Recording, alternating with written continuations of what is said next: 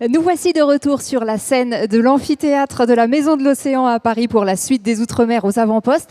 Et l'on attaque cet après-midi avec l'épineux problème de la vie chère dans les Antilles, où la population, vous le savez, est souvent étranglée, commence sérieusement à s'impatienter.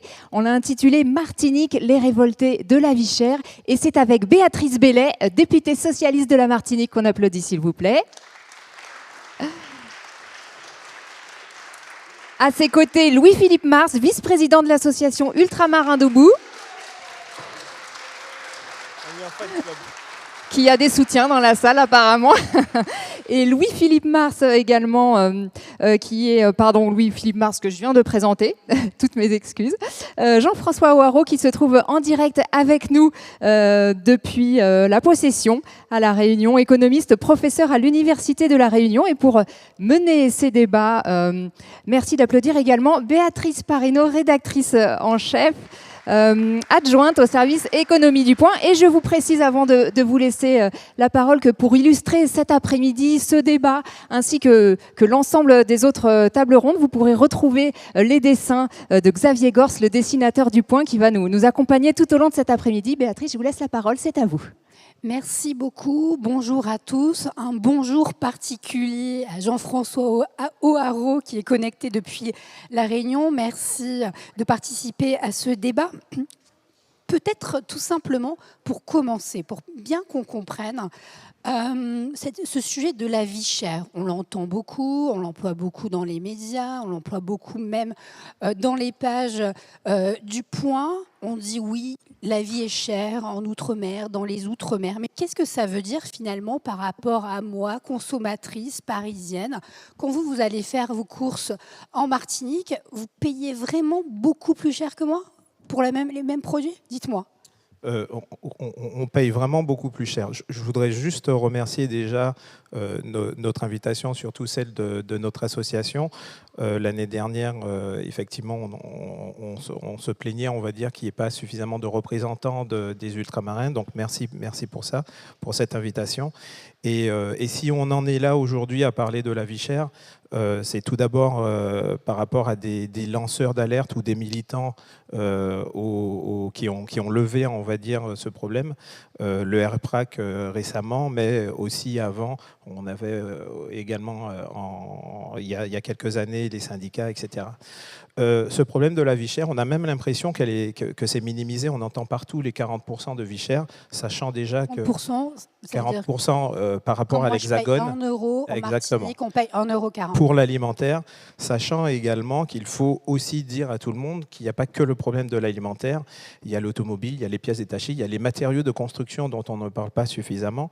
Et ces 40%, on a même l'impression que c'est minimisé, parce que si on prend, je suis allé moi-même chercher sur l'INSEE les produits, le panier moyen que je n'ai pas trouvé, j'ai fait moi-même mon panier moyen, et lorsqu'on regarde, il y a un site qui s'appelle Kiprix qui permet d'avoir les prix sur la Martinique. Lorsque vous analysez, que vous comparez au prix de l'Hexagone, on arrive très largement au-dessus de 60%.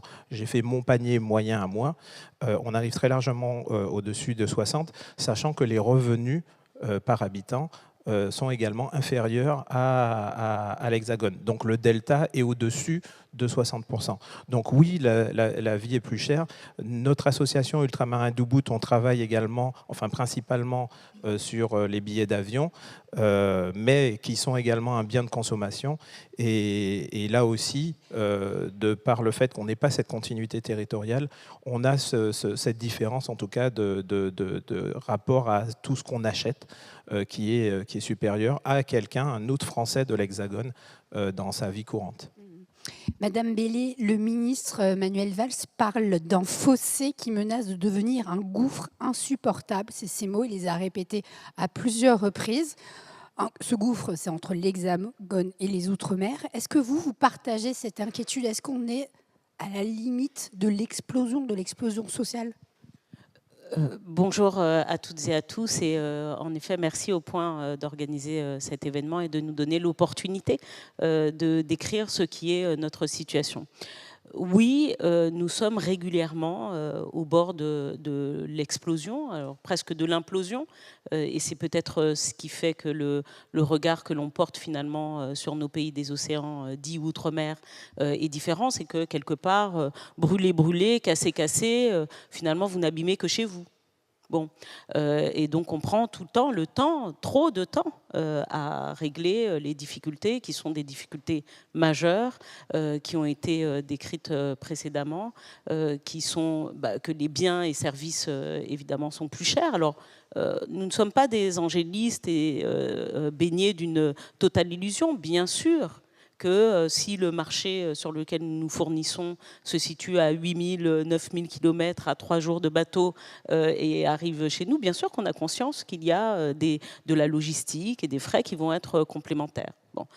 Mais il y a un moment où les politiques publiques, et moi je le dis déjà à l'État, les politiques publiques doivent être de nature à venir baisser les inégalités. On ne peut pas considérer un marché insulaire qui se dote essentiellement sur le continent notamment européen, on ne peut pas le considérer comme n'importe quel territoire. Et on ne peut pas dire, bon écoutez, c'est bon, nous sommes dans une économie de marché, tout cela va bientôt s'équilibrer. En France hexagonale, en Europe, aux États-Unis, partout, on n'a pas des acteurs économiques obligatoirement raisonnables. Par contre, on a des acteurs économiques qui font vivre une concurrence parce qu'ils ont de la concurrence, parce qu'ils en ont les moyens. Aujourd'hui, ce que vivent nos compatriotes, ce sont des biens, des services qui les mettent dans une incapacité de vivre dignement, de se projeter dans l'avenir, ce qui provoque l'exil, par exemple, de nos jeunes, qui ne voient pas, d'ailleurs, les perspectives qui pourraient demain leur être offertes. Et c'est en ça que, oui, nous essayons, en tout cas politiquement, de juguler, et on va en parler plus tard, mais par des mesures notamment législatives. Avant de parler peut-être des mesures qu'on peut prendre, tenter de comprendre pourquoi finalement ces prix sont plus hauts. Vous avez évoqué le chiffre qui circule, celui de 40%. Selon vos observations, il serait beaucoup plus élevé, d'autant plus si on prend en compte l'écart de revenus.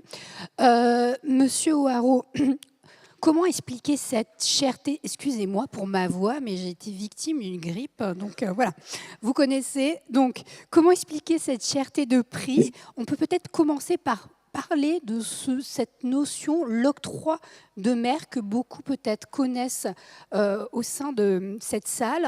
D'autres non. Peut-être expliquez-nous la raison d'être de ce dispositif et les limites de celui-ci. Oui, bonjour à toutes et à tous. Alors, merci d'abord de m'avoir invité à participer à cette table ronde.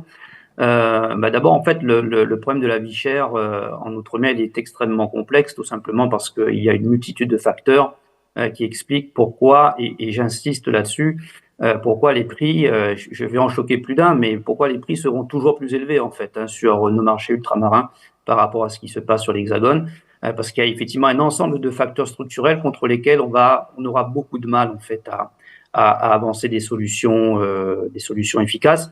Alors, ça ne veut pas dire qu'il n'y a rien à faire. Il y a encore probablement une marge à gratter. On peut encore réduire les écarts. Les écarts tels qu'on les constate aujourd'hui ne sont pas justifiés. Bon, ça c'est une certitude. Mais de là à aligner en fait les prix sur ce que l'on peut observer sur le plan national, ce sera tout simplement impossible.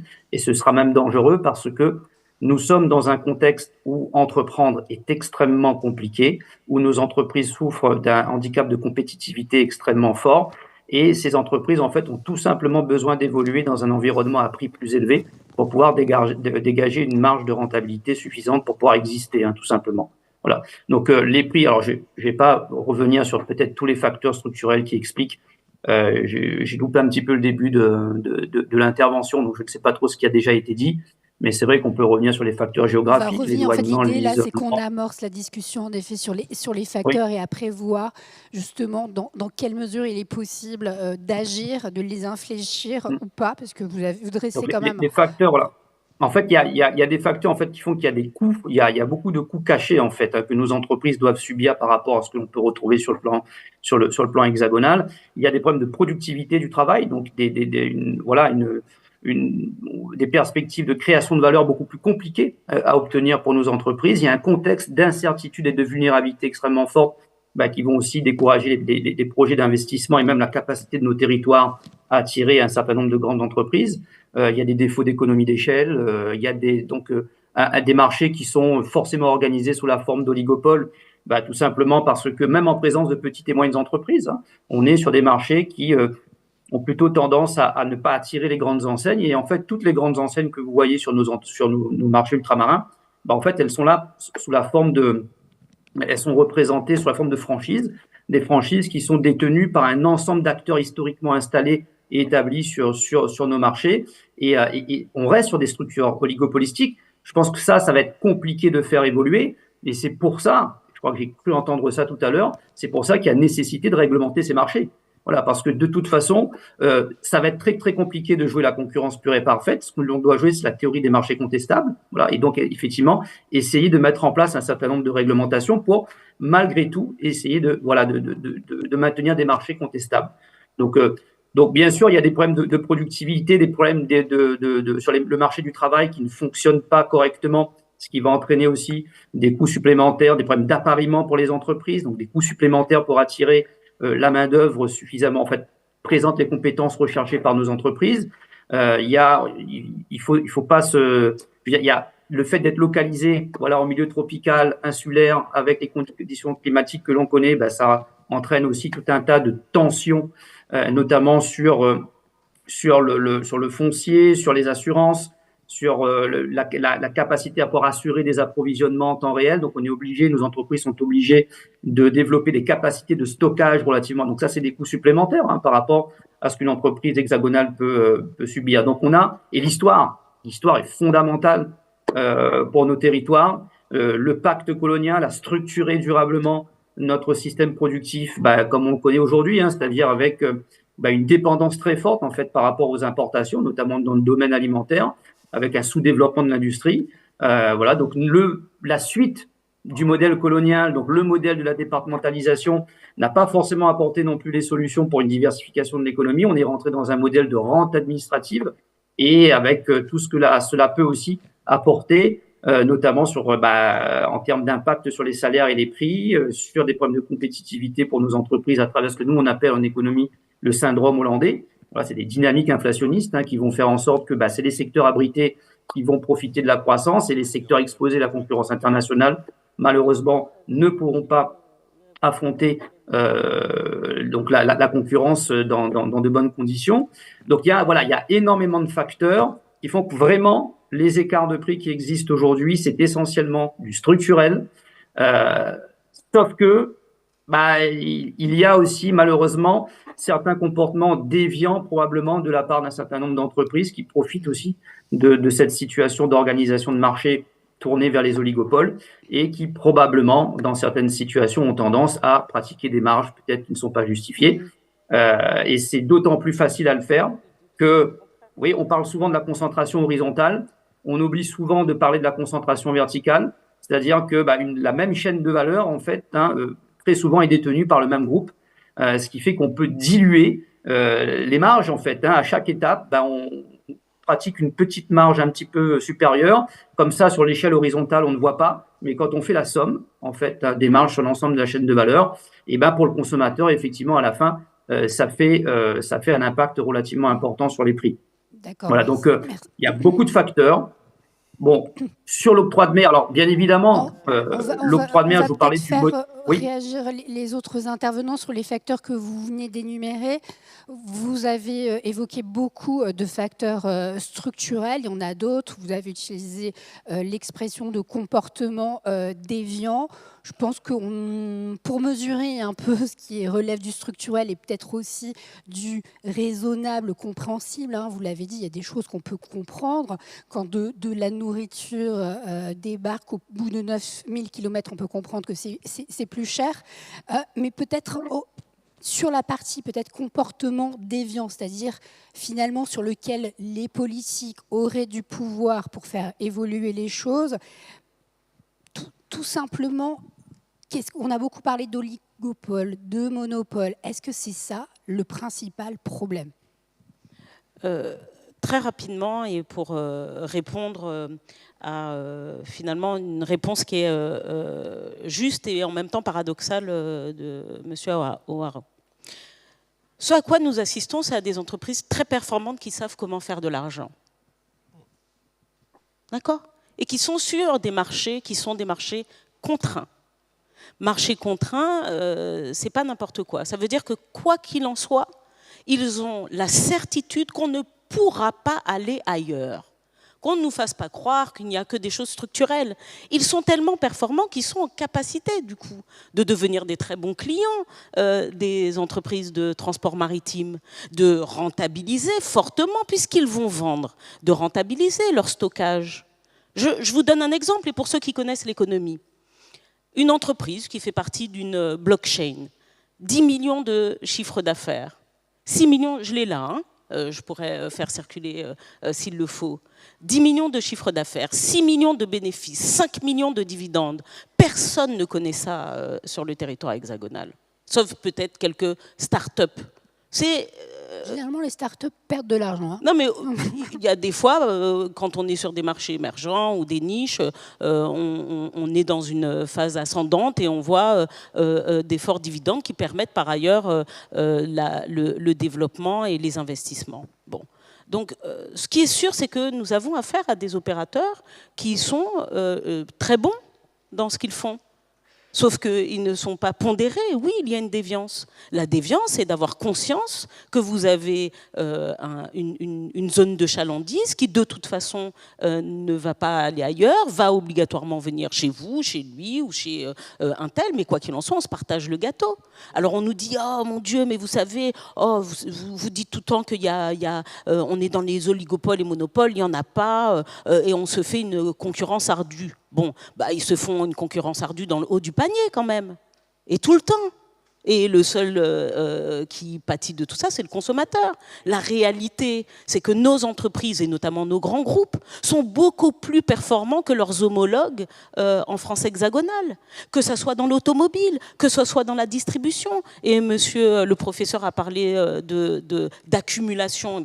L'entreprise dont je vous parle, c'est une entreprise qui participe de cette fameuse chaîne verticale.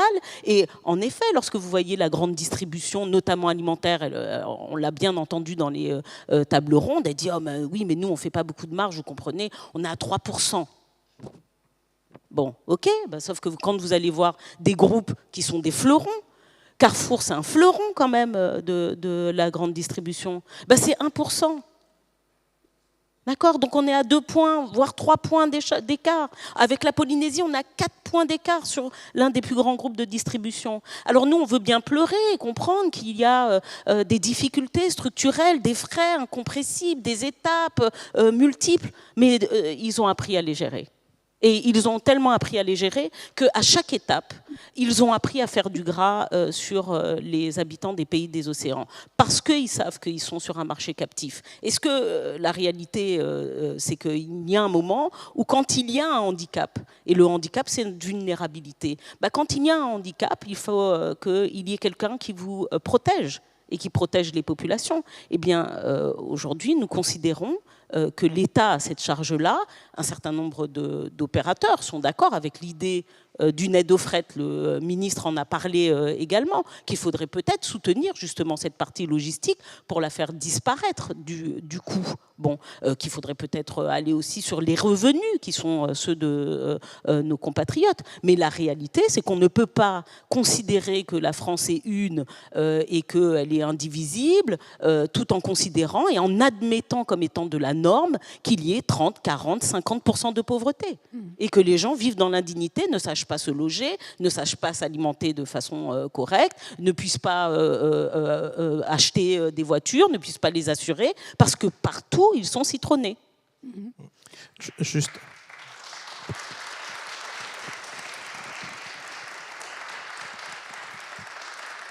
Juste pour ajouter à ce qui a été dit, je vois en fait 3 parties. Il y a effectivement la partie où il y a un abus en fait des différentes strates qui sont rajoutées et où chacun sa part du gâteau, si je peux m'exprimer ainsi, et prend sa marge, cette structure-là, il faudrait la détricoter. C'est une structure qui est là depuis la décolonisation, où il faudrait décoloniser, qui est là depuis la colonisation. Ça, c'est un premier point. Le deuxième point, en tout cas, quand le professeur disait qu'il y a effectivement une différence entre l'Hexagone et les territoires qui sont insulaires, je veux bien le croire, mais il y a une part également de l'État, on parle tout le temps de la continuité territoriale, qui devrait être prise en charge. C'est quand même une réglementation européenne qui devrait prendre en charge une partie justement des transports des marchandises ainsi que des personnes. Je rappelle qu'on est également sur la bataille des billets d'avion et qui ne l'est pas fait, enfin qui n'est pas fait en tout cas pour les différents gouvernements successifs français pour prendre en charge cette part. Et du coup, il y a tout ça qui devrait faire de sorte qu'on ait quand même une différence qui se réduise par rapport à ce qu'on trouve aujourd'hui. Donc il y a plusieurs travaux, plusieurs on va dire parties, plusieurs actes sur lesquels on pourrait agir dès maintenant. Et déjà, cette structure oligopole qu'on observe sur les différents territoires, c'est quelque chose qui n'existe nulle part ailleurs sur les autres territoires, en tout cas dans l'Hexagone en France. Monsieur O'Haraud, Madame Bellay l'évoquait, le sujet des revenus. Elle émettait, dites-moi si je me trompe, hein, Madame Bellay, mais la possibilité finalement de combler aussi la différence en augmentant les revenus. Voilà. Alors, les réfractaires à une telle idée diront que quand même on encourt un certain risque. Un mot important, l'inflation. Augmenter les revenus, eh bien, ok, je suis un distributeur alimentaire situé en Martinique, je vais vous payer plus pour que vous veniez acheter mes yaourts, mais je vais peut-être continuer, je vais augmenter le prix de mes yaourts. Qu'est-ce que vous pouvez nous en dire? Est-ce que vous pensez qu'on peut passer à côté le risque inflationniste? Non, alors justement, je crois que Madame, je ne me trompe pas, Bellay, vous m'arrêtez si je me trompe sur le nom. Bon, non. Donc effectivement, j'ai réagi positivement parce que le problème, lorsqu'on se focalise trop sur les écarts de prix, on oublie l'essentiel. Voilà, l'essentiel des problèmes de pouvoir d'achat et de la vie chère dans nos territoires, c'est bien sûr les problèmes de revenus. Voilà, donc on est sur des territoires qui malheureusement ne distribuent pas suffisamment de revenus et en plus s'accompagne des problèmes de répartition très inégale des revenus. Voilà, donc le pouvoir d'achat, c'est un revenu sur un prix. Hein. Voilà, donc si vous avez les revenus capables de supporter les niveaux de prix, le problème en fait ne se pose pas. Et on est sur des territoires où, alors moi j'ai un peu travaillé là-dessus, il y a des chiffres qui sont effectivement très très inquiétants. On parlait de taux de pauvreté tout à l'heure, on pourrait parler aussi du revenu moyen qui est largement inférieur à ce qu'on peut retrouver dans l'Hexagone. La distribution des revenus, lorsque vous comparez les 20% les plus riches aux 20% les plus pauvres dans nos territoires, on est largement au-dessus de ce que l'on peut retrouver sur l'Hexagone. Et ça, vous voyez, ça participe à la vie chère directement parce que dans nos territoires, la demande, en fait, elle est clairement segmentée. En fait, il y a une partie haute de la demande, une partie basse de la demande. Et comme les entreprises, parler des grands groupes qui sont en situation d'oligopole, qu'est-ce qu'ils vont faire? Ils vont focaliser, en fait, la partie haute de la demande. Et donc, parce qu'ils savent que c'est une demande qui va être capable de supporter des prix élevés, voilà, quitte à renoncer à un peu de volume. Hein. Voilà. De toute façon, la marge sera garantie par l'effet prix. Hein. Voilà. Donc, et donc, effectivement, les prix, donc on cible la partie haute de la demande avec des niveaux de prix qui sont peut-être plus élevés que la norme. Et c'est la partie basse de la demande, elle, effectivement, subit de plein fouet ce problème de vie chère. La partie haute, elle est construite historiquement. Hein. Donc, c'est des histoires, effectivement, des positions dominantes qui amènent à des rentes. On connaît en fait le passé colonial de nos territoires. C'est la surrémunération, bien sûr, des fonctionnaires. C'est aussi les cadres du secteur privé qui bénéficient indirectement de la surrémunération parce que les salaires sont ajustés pour éviter des fuites de cerveau. C'est les professions libérales. Voilà, on a vraiment une partie haute, voilà, qui est capable, elle, d'absorber en fait cet effet prix. Et certaines entreprises n'hésitent pas, voilà, à aller directement dans cette stratégie-là. Donc, il faut clairement. Alors attention, il ne faut pas non plus tomber dans le piège de ce que moi j'appelle brûler les sorcières. C'est pas parce que la surrémunération participe à la cherté de la vie qu'il faut la supprimer.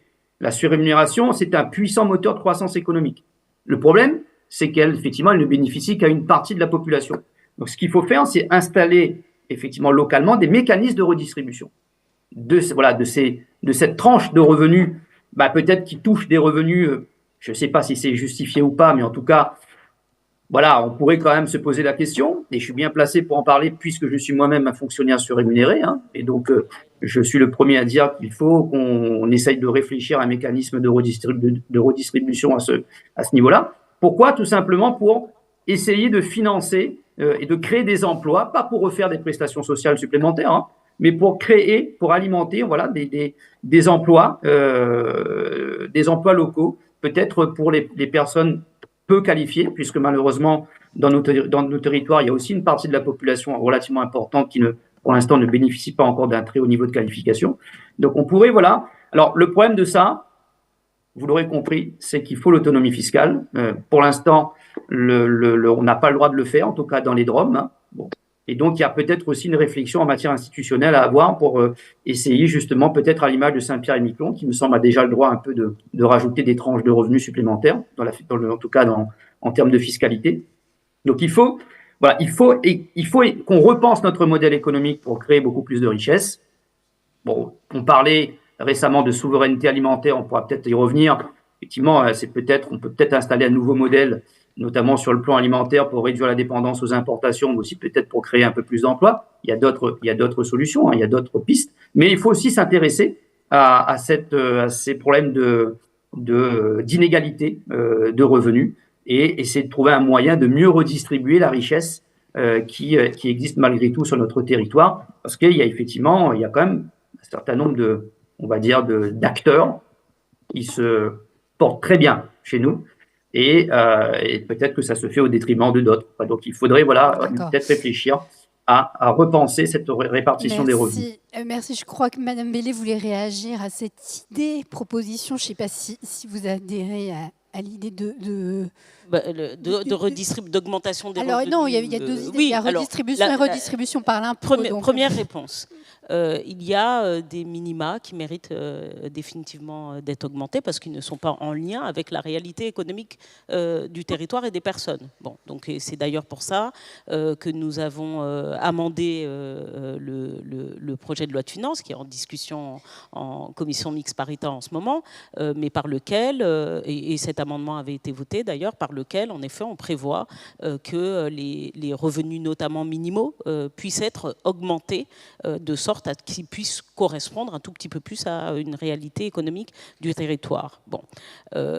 Pour ce qui est de la redistribution locale, encore une fois, moi j'en ai parlé pour ce qui est de cet accord d'objectifs et de moyens qui a été signé en Martinique. Bon, c'est un welto.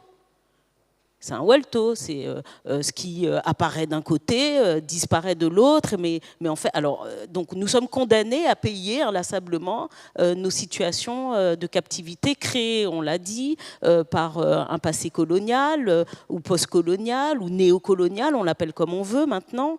Mais enfin, la réalité, c'est que donc on doit toujours payer le prix. Je racontais tout à l'heure de vos collègues journalistes, en lui donnant mon numéro, il s'inquiétait de savoir s'il allait payer finalement peut-être plus cher en m'appelant. Oui, c'était le cas. Parce que les opérateurs n'étaient pas raisonnables.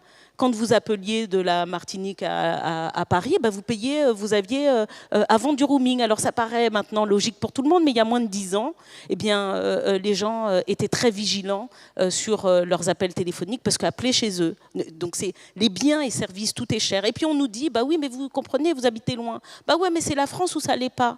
Bon, et si c'est en effet pas la France, donnons-nous un tout petit peu plus d'autonomie fiscale. Bon, et c'est pour ça que vous avez posé la question de l'octroi de mer. Il est hors de question de faire disparaître l'octroi de mer. C'est la seule fiscalité par laquelle on peut agir sur nos propres politiques publiques. Par ailleurs, ça représente à peine 4% globalement, 5% du prix moyen. Bon, et là, aujourd'hui, quand on nous dit faites disparaître l'octroi de mer c'est pour la Martinique, par exemple, quelques 370 millions d'euros, là où la TVA, c'est 870. Alors pourquoi ça ne serait pas l'État qui ferait disparaître la TVA? C'est également un amendement que nous avons posé et qui a été adopté, mais enfin, il va peut-être malheureusement pas survivre aux fourches codines de la CMP. Bon, mais il y a un moment où on ne peut pas demander aux propres habitants qui vivent chacun chacun leur propre turpitude économique, d'être ceux également qui financent l'égalité sur le territoire. Voilà, donc ça me paraît, je ne suis pas d'accord avec l'idée que localement, nous devons mettre en place une redistribution. Parce qu'un fonctionnaire qui gagne 3 500 €, ben, il a aussi ses enfants, son enfant, qui, allez, s'il fait ses études en Martinique, il devra acheter une voiture. Parce qu'il y a un problème aussi de service public, on peut y revenir. Hein. Il y a une responsabilité aussi politique et de la mise en place des services publics qui est très forte, qui est inadmissible. Aujourd'hui, l'état des services publics dans nos territoires n'est pas à la hauteur de la situation. En Martinique, par exemple, il est inadmissible de ne pas avoir un service public de transport organisé. Voilà. C'est une réponse parce que le premier poste de dépense, la vérité, c'est que ce n'est pas l'alimentaire, c'est le déplacement, c'est la mobilité. On dépense plus dans nos voitures que pour manger. C'est ça notre réalité. Bon, donc tout ça pour dire qu'il faut des mécanismes qui soient des mécanismes de différenciation en matière de politique publique, hein, qui soient plus forts. Moi, je suis en effet pour que nous ayons une solidarité. Il y a là un besoin de solidarité nationale. Mais nous sommes des territoires particuliers, avec des histoires particulières, avec un contexte particulier, avec un espace particulier. Et c'est arriver à une meilleure égalité avec des politiques publiques différenciées. Parce qu'on ne peut pas appliquer ce qui se passe en France hexagonale chez nous. C'est impossible. Ce n'est pas opérant. Et même en matière de commerce, on voit bien qu'on est sur une structuration commerciale qui n'est pas la même, qui a vocation peut-être d'ailleurs à s'organiser autour des bassins de vie, et donc ce qu'on appelle la géographie cordiale. Et ça aussi, ça nous est interdit. C'est-à-dire qu'on nous dit les seuls endroits où vous pouvez acheter, c'est l'Europe. D'accord ? Donc ça veut dire qu'on crée de l'emploi. Et nous, on en crée de façon perpétuelle, continue. Ce que nous consommons est produit ailleurs, essentiellement sur le territoire continental. Et on veut nous faire croire que nous sommes là à quémander, à attendre. Non, on produit de la richesse, on produit de l'emploi. C'est juste qu'on ne les produit pas chez nous. Alors à quel moment on nous rend finalement un peu de cette contribution à la richesse nationale ? Oui, là-dessus, je voulais juste dire que très souvent, en fait, l'image qu'ont les territoires, c'est qu'ils quémandent et ils demandent toujours plus. Et on ne parle jamais, c'est-à-dire que les territoires sont pris sous le prisme d'un centre de coût et jamais sur des recettes ou sur des revenus. Tout à l'heure, on parlait de la ZEE, de la zone économique exclusive économique. On ne voit jamais justement ces lignes de revenus de ce que peut rapporter, de ce que rapportent les différents territoires. Et on oppose toujours en fait les territoires par rapport à, voilà, il faut toujours donner, il faut toujours distribuer, etc., venant de l'État. Et on a cette richesse. On est, grâce au territoire, la France est positionnée en deuxième mondial sur la partie représentation maritime, sur la biodiversité. Tout à l'heure, on parlait de biodiversité et d'espèces endémiques qui permettent à la cosmétique et à la pharmaceutique de se développer sur la partie française. On ne parle pas de toutes ces richesses-là. Et donc, toujours voir les territoires d'outre-mer comme justement ce centre de coût, c'est également fausser la donne et l'équation. Alors j'ai une question, je ne sais pas lequel de vous voudra y répondre. Quand on regarde un autre exemple, celui de la Corse, qui obtient plus que les Outre-mer, moi je me pose tout simplement la question de la volonté politique. Dans les facteurs en fait qu'on a évoqués, on a beaucoup évoqué le sujet théorique de la constitution des prix, du coût des transports, le sujet des marches, mais on n'a pas évoqué un autre sujet, celui de la représentation politique. Ce sujet de la cherté, c'est un sujet qui est présent depuis des décennies. Ce n'est pas un nouveau sujet, il n'est pas apparu dans le débat aujourd'hui, malheureusement, pour nos concitoyens des ultramarins. Donc, est-ce que fait défaut, peut-être pas aujourd'hui, je ne voudrais pas insulter entre guillemets mon interlocutrice sur cette table, mais est-ce qu'il n'y a pas un sujet de courage politique, de vraiment défendre, de se dire je défends les consommateurs, je défends mes citoyens? Je dis deux mots, après je te laisse la parole. il y a très clairement, surtout dans l'esprit, et c'est pour ça qu'il y a ce mouvement social, et je crois que dans votre intitulé, c'est marqué « les révoltés ». J'entendais réagir un certain nombre de personnes sur ce mot « révolte ». Il y a vraiment une révolte parce que les gens en ont marre. Effectivement, on a marre de... j'ai oublié le fil de mon... oui, on en a marre justement de ne pas avoir, en fait, de ne pas avoir des choses qui nous paraîtraient normales, on va dire. Donc cette continuité territoriale, je rappelle que cette continuité territoriale, c'est une réglementation européenne mise en place par certains territoires et par certains pays, et pas par la France. Et par rapport à la Corse, on se demande, mais est-ce que vraiment, c'était une phrase d'Aimé Césaire, est-ce que vraiment on est des départements à part pour ne pas être considérés comme les autres départements? Donc en l'occurrence, la Corse, pour cette dotation, il y avait une dotation qui avait été proposée par Johnny Ajar, c'était en 2023, qui avait passé les deux chambres, députés et le Sénat, et qui avait été écartée. Et on n'a jamais revu cette notion, ou en tout cas cette proposition. Et je pense que Mme Bellet aura quelque chose à dire, parce qu'il me semble qu'il y a des choses à venir là-dessus. Il y a de la méconnaissance. Ça fait un petit moment qu'on travaille sur la continuité territoriale. Pour ce qui me concerne, avec un comparatif depuis 2021 sur ce qui est versé à la Corse. Bon, et d'ailleurs, c'est à l'aune d'une recherche sur l'ADOM que j'ai trouvé cette délibération relative à la Corse et qui montrait que la Corse perçoit maintenant, alors à l'époque, 186 millions d'euros, ça c'est la dotation de base, et alors que des associations étaient déjà en train de se monter sur la cherté des prix de l'aérien, eh bien, était votée une dotation, un complément de 30 millions, là où on en avait 60 pour tous les pays des océans. Hein, et donc c'était en plus 30 millions. Donc et puis l'année dernière, encore 40 millions. Bon, donc chez nous, on dit YOFO. Les gars sont balèzes. Non, parce que pour arriver à 341 000 habitants, avoir 200 millions, là où 2,8 millions d'habitants ont 65 millions, alors évidemment, ça donne des mauvaises idées à certains. Parce qu'on se dit peut-être qu'ils ont un langage qu'on n'a pas. Peut-être qu'il y a un moment où ils n'ont pas demandé, où ils ont exigé. Trop poli. Peut-être qu'on a été trop poli, peut-être. Mais peut-être aussi, encore une fois, que la vision que l'on a, moi, c'était ma première intervention d'ailleurs à l'Assemblée, qu'il faut décoloniser les esprits. Mais moi, d'ailleurs, je ne suis pas une assimilationniste. Mon rêve, c'est pas de venir tous les 4 matins à Paris. En toute sincérité, je vous le dis, je suis quand même vachement mieux chez moi au soleil. Mais mon rêve, c'est par contre de pouvoir aller bénéficier, comme vous, d'une participation de l'État à mon transport interrégional. Et pourquoi il me faut payer entièrement moi mon déplacement pour aller en Guadeloupe, là où vous êtes subventionné pour aller à Bordeaux?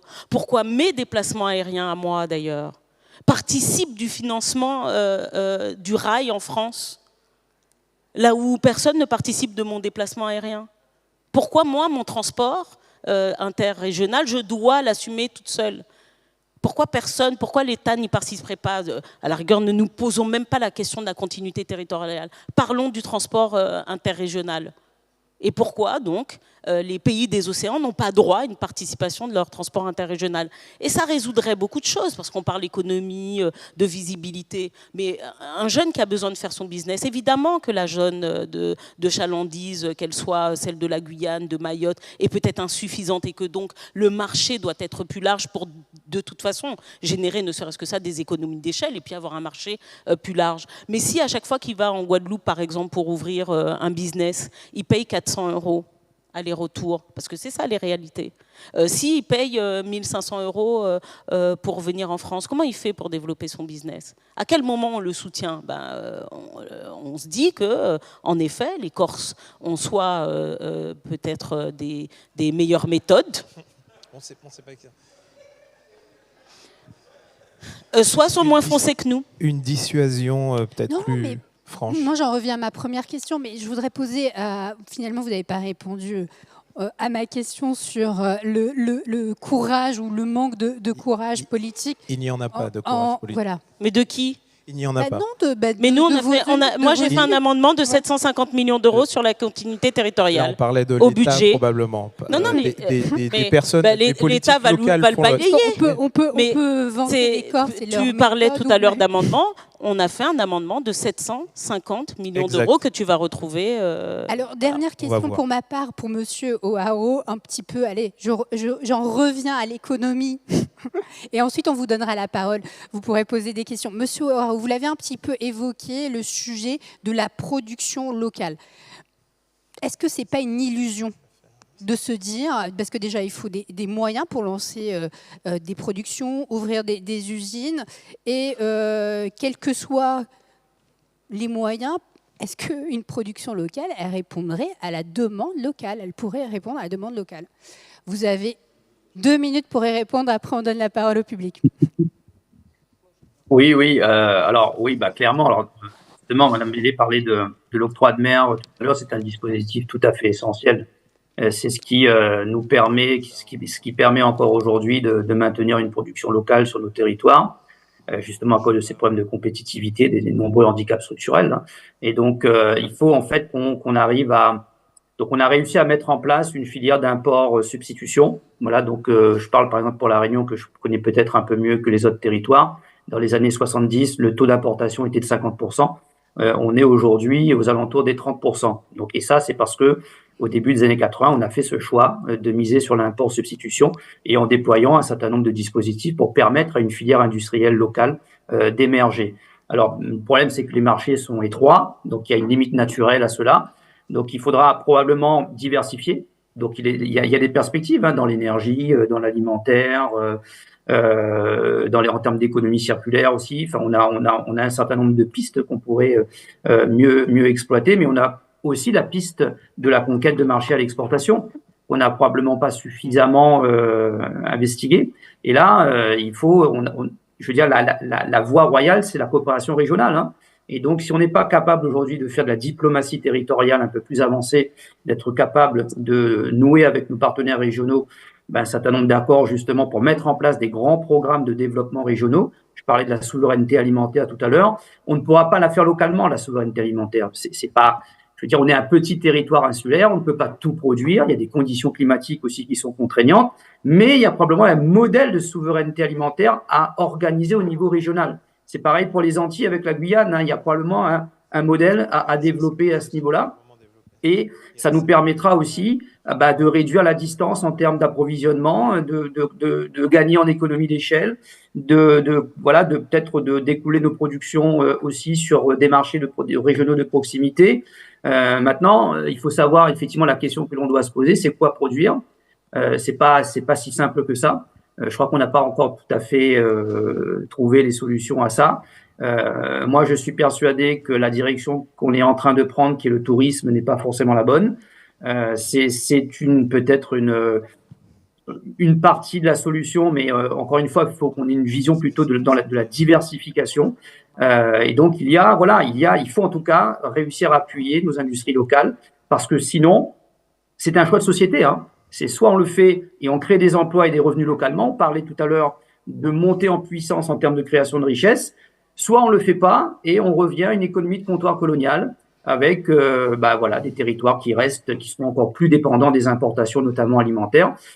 Voilà, il faut savoir ce que l'on veut et si l'on veut maintenir, en tout cas développer une production locale, c'est possible. On ne pourra pas le faire dans tous les secteurs, mais il y a des perspectives intéressantes aujourd'hui. Il faut aussi effectivement que les dispositifs de soutien soient renforcés pour que nos entreprises puissent, en dépit de leur handicap de compétitivité naturelle, puissent malgré tout être performantes sur un certain nombre de marchés, et j'insiste bien, aussi à l'exportation, parce que de toute façon, les marchés locaux étant limités, on ne pourra pas étendre indéfiniment l'import-substitution. Donc il faut maintenant effectivement enclencher la vitesse supérieure et produire pour l'exportation, et c'est tout à fait possible, mais encore une fois, on doit être capable vraiment de se lancer avec sérieux dans cette coopération régionale qui, pour l'instant, fait encore un peu défaut. Je crois que les Antillais sont un peu plus avancés que les Réunionnais là-dessus. Je suis navrée, j'espère que vous m'entendez. Il nous reste juste quelques minutes pour prendre des questions dans le public.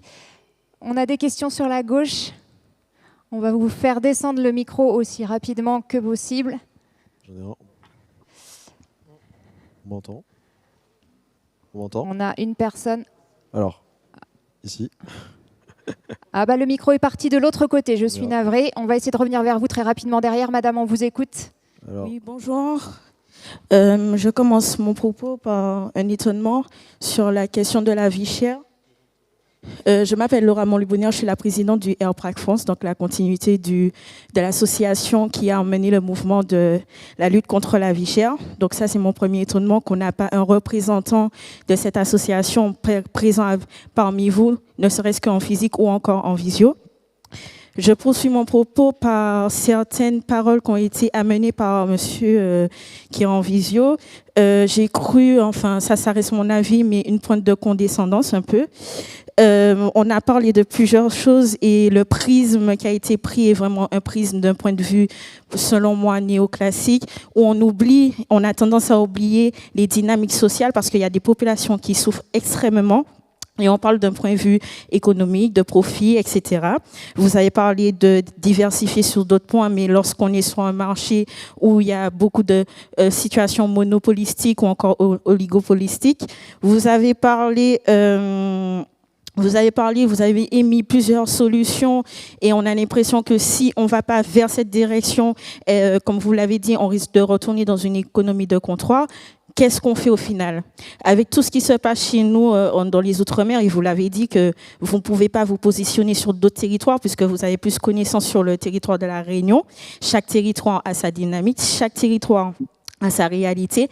Qu'est-ce qu'on fait avec des territoires aussi diversifiés auxquels on a besoin de réponses extrêmement urgentes? On va laisser nos invités répondre. Merci. Oui, je peux répondre? Oui, brièvement, s'il vous plaît. Merci. Oui, j'ai pas bien compris la référence à la condescendance, mais bon, c'est pas bien grave. Alors la théorie néoclassique, quand on parle de redistribution, on n'est pas vraiment dans la théorie néoclassique, hein, c'est même tout le contraire, on est plutôt dans une approche keynésienne. Bon, c'est pas bien grave, mais alors effectivement, nos territoires sont extrêmement différents. Il y a des dynamiques qui sont très différentes. C'est bien pour ça que moi, en fait, ce que je préconise, c'est d'abord un changement de modèle, hein, et donc d'aller vers. Alors, je vais employer un gros mot, hein. Certains parlent d'autonomie, moi je parle de dépendance autonome pour bien montrer que l'autonomie c'est pas l'indépendance, mais comme on est sur des territoires extrêmement différents, il faut effectivement aussi des solutions sur mesure, hein, donc on ne peut pas appliquer le même modèle à tous les territoires, et donc il faut que nos territoires aujourd'hui soient capables aussi d'avoir une certaine marge, en tout cas une possibilité de pouvoir prendre des décisions adaptées et rapides à la réalité, aux spécificités de nos territoires. Donc ça, c'est encore une fois, c'est un modèle républicain, mais un modèle républicain avec une dose d'autonomie pour justement permettre à nos territoires d'adapter des solutions aux différents enjeux qui sont effectivement très spécifiques, hein. Voilà, donc alors ça veut dire, nous en économie, on appelle ça le modèle profit, hein. Voilà, donc c'est le modèle de dépendance autonome où on conserve cet attachement à la République, à la France, et on continue effectivement à s'inscrire dans cette dynamique de transfert financier public parce que c'est la solidarité nationale. Mais et monsieur le disait tout à l'heure, j'ai pas eu le temps de rebondir, mais nous sommes des territoires qui apportons énormément à la nation. Voilà.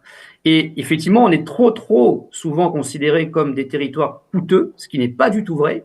D'ailleurs, là-dessus, vous parlez tout à l'heure, est-ce qu'on a une représentation politique qui pèse nationalement ou est-ce qu'on est des territoires qui sont considérés comme à part? Le simple fait de se poser et de tenir une comptabilité des transferts publics pour nos territoires, ça montre bien qu'on est considéré de manière différente. Est-ce qu'on se pose la même question pour des départements de l'Hexagone?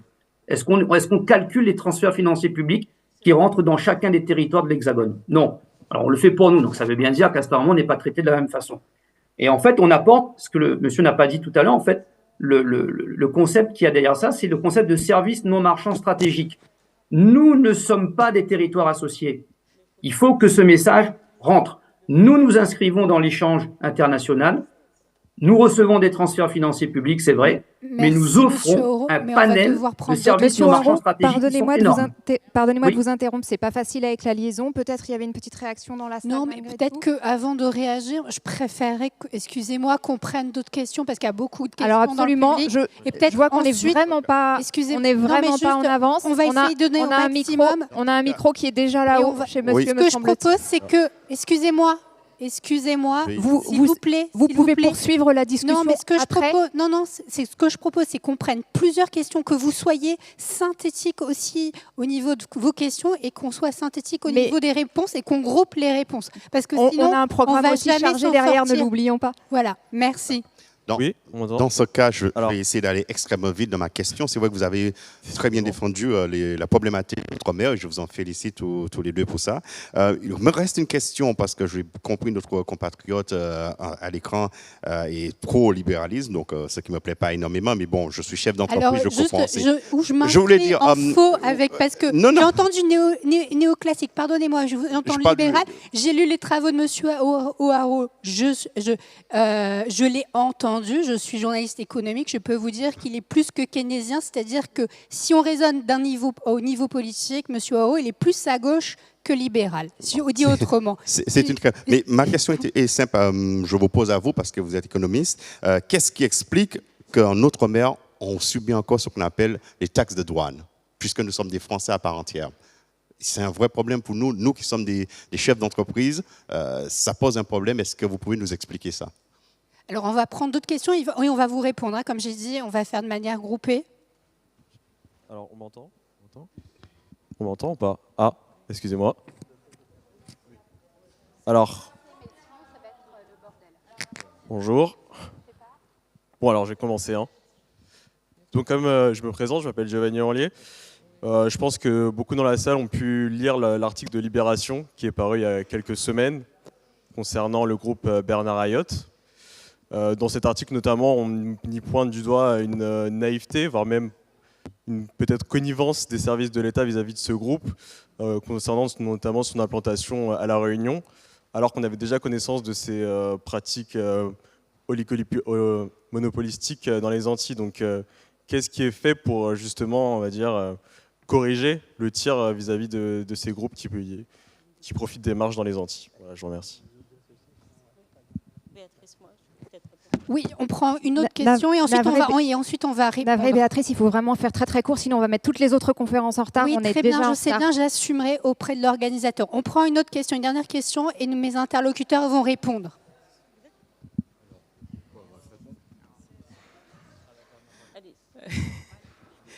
Bon. Ok. Bonjour.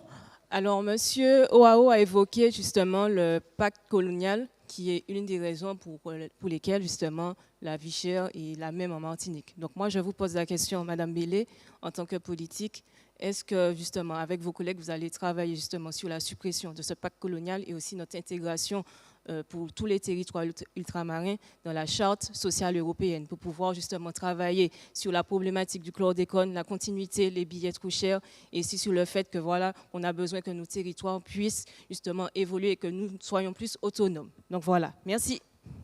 Allez, on va répondre à ces 3 questions, s'il vous plaît, rapidement.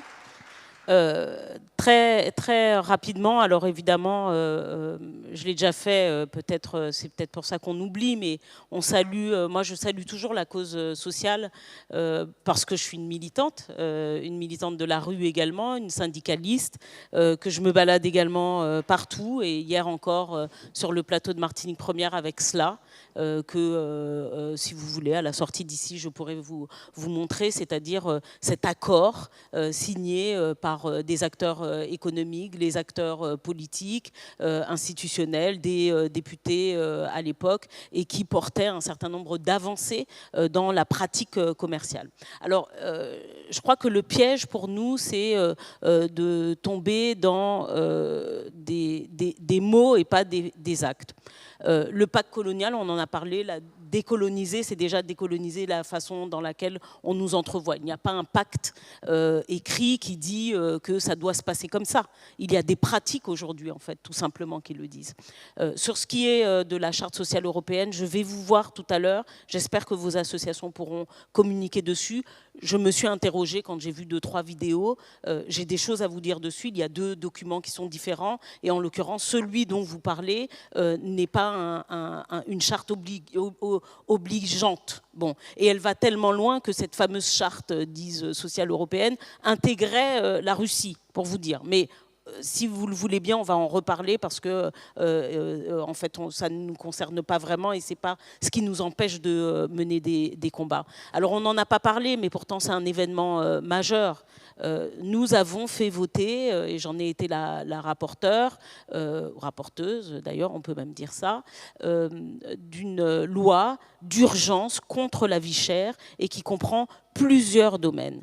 Un, d'agir sur les prix, et donc avec une négociation sur des familles de produits qu'on a élargies. C'est-à-dire qu'avant, on avait 150 produits avec un panier et un prix. Bon, aujourd'hui, on dit que c'est les produits de consommation courante, donc qui concernent le plus des produits de première nécessité, plus des produits de type parapharmacie, plus le secteur des pièces détachées. On a ouvert aujourd'hui le prisme de la négociation. Bon, mais c'est un premier pas. C'est un premier pas. C'est pas parfait.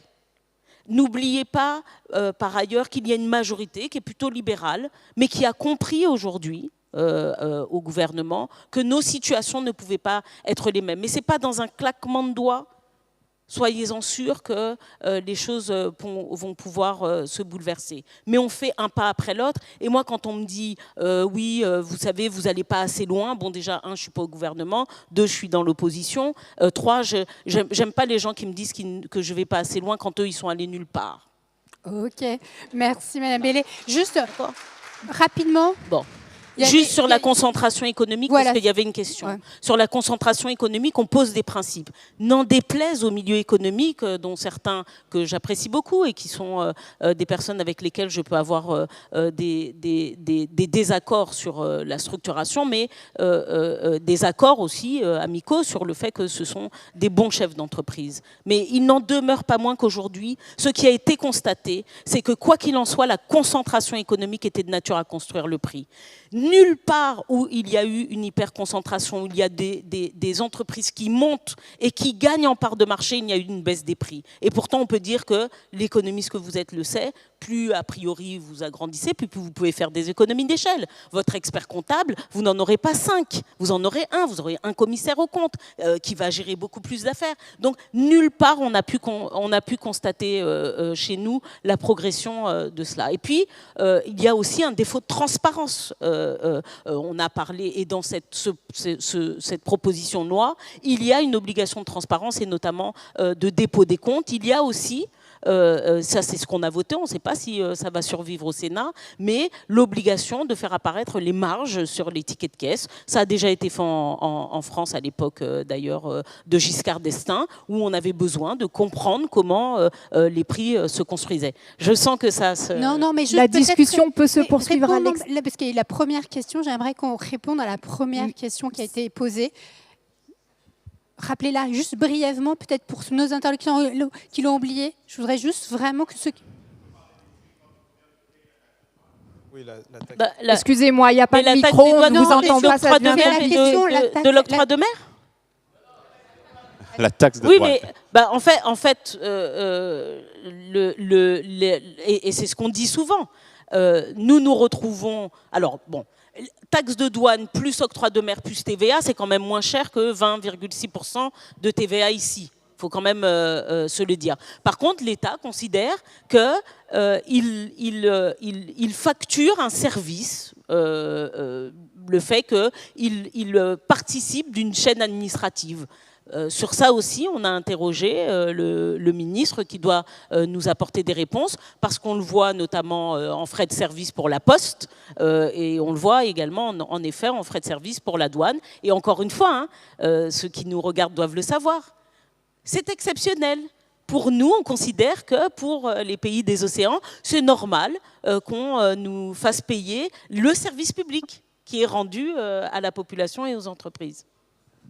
Bien, merci pour ce mot de conclusion, Madame Bellet. Il y aurait encore beaucoup à dire. Je vous invite à continuer la discussion si vous le souhaitez. Et nous, on continue avec les Outre-mer aux avant-postes. À tout de suite. Merci.